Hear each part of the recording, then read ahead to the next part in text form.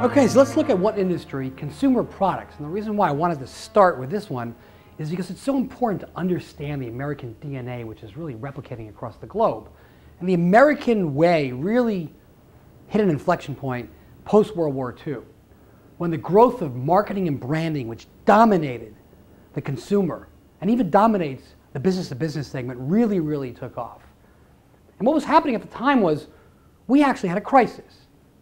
We had manufacturing capacity that was empty. We had factories that previously were making piano wires and cosmetics and had been converted to making bombs and fuses and things of that nature.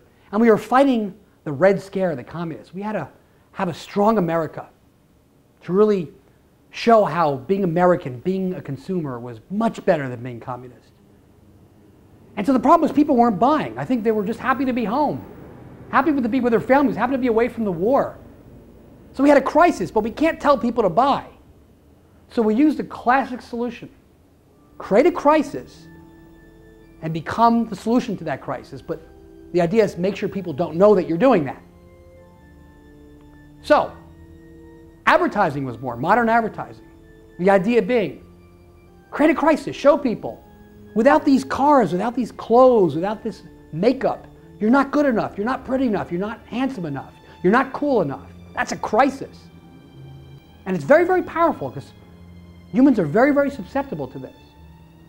So we started advertising cosmetics and clothes and cars, making people feel really bad, bringing them down to this level, and then coming up with a solution, which is the products that we sell.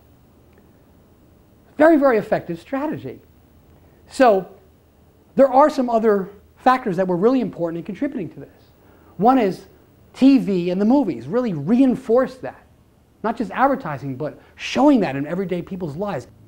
You're not beautiful enough or handsome enough or good enough unless you look like these people on TV. Getting people's DNA changed. Remember, we had to show the American way was successful to compete with the communists. And then branding went to a different level because the idea is, I'm not going to advertise and have you buy a product from my competitors. I'm going to want you to buy my product. Branding was an absolute requirement for this. So you could get a return on your investment in your advertising. So branding really evolved. Again, it's the focus on perception. Remember coffee beans. My grandfather had 2 coffee beans, the premium and regular. They were the same beans.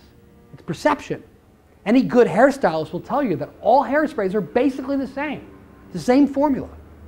But there's a wide price range. So we started evolving branding into segmenting the market between those who could afford more and those who could afford less, mostly in labeling and things of that nature. And so the reason why this is important to understand is because you have to really focus your mindset and understanding that in the world that we live in, perception absolutely rules. You may think it's ridiculous, but it's a fact. And it doesn't matter what industry it is. It doesn't matter if it's lipstick, cologne, or something like environmental technologies.